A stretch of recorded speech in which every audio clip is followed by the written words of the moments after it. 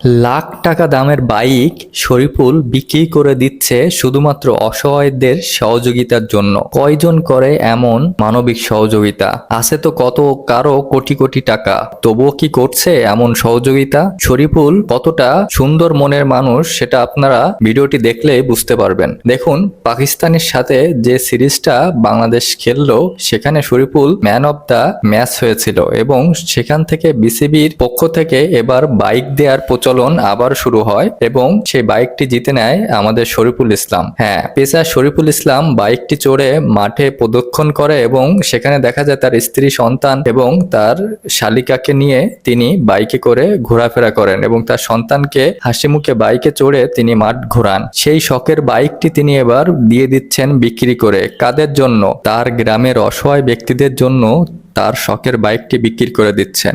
দেখুন, কুড়িগ্রাম এবং রংপুর বিভাগের অনেক লোকই অনেক অসহায়ভাবে দিন কাটাচ্ছে। তিনি বলেন যে আমি তো সব লোকের অসহায়ত্ব দূর করতে পারবো না, তবে আমার যেটুকু সামর্থ্য সেই সামর্থ্য অনুযায়ী আমি সবাইকে দান করার চেষ্টা করছি। এবং তিনি আরো জানান যে প্রতি ম্যাচ ফির জন্য যে পুরস্কারটা পান বা যে টাকাটা পান, যেমন টি-20 খেললে 3 লক্ষ টাকা এবং ওডিআই খেললে 5 লক্ষ টাকা, তো সেই ম্যাচ ফির টাকাটাও তিনি অসহায়দের ভিতরে দান করে দিতে চান এই শরীফুল ইসলাম। কতটা মানবিক এবং কতটা সুন্দর মনের মানুষ হলে এমন উদ্যোগ নিতে পারে। শরীফুল ইসলাম নিজে যেমন বড় মাপের প্লেয়ার এবং তার মনটাও তেমনই উদার। তার বাড়ি কুড়িগ্রাম জেলায়, সেখানে তিনি ছোটবেলা থেকেই বড় হয়েছেন এবং তিনি কিন্তু মধ্যবিত্ত ঘরের পরিবার। তিনি ছোটবেলা থেকেই কষ্ট করে বড় হয়েছেন, এজন্য তিনি গরিবদের সেই মর্মার্থ তিনি খুব ভালো করে বোঝেন। সেখান থেকে তিনি উদ্যোগ নিয়েছেন যে এখন থেকে প্রতি ম্যাচের এবং প্রতি সিরিজের